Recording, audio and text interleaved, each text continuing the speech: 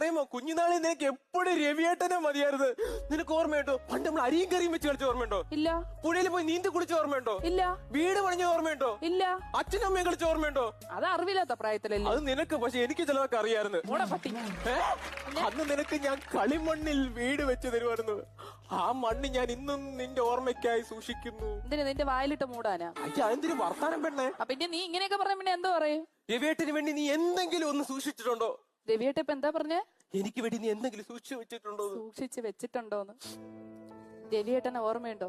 പണ്ട് നമ്മുടെ കുട്ടിക്കാലത്ത് രവിയേട്ടൻ ഞാനുമായിട്ട് കളിച്ചോണ്ടിരുന്ന സമയത്ത് രവിയേട്ടൻ എന്റെ അടുത്ത് ഒരു കുട്ടി കുറുമ്പ് കാണിച്ച്.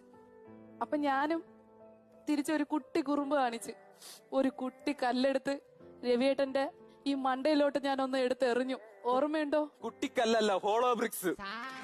ഓർമ്മയുണ്ടോ? പിന്നെ മണ്ടമുളക്കെ അടിച്ചിട്ട് അവള് ചോദിക്കണോ ഓർമ്മയുണ്ടോ? നിനക്കറിയാം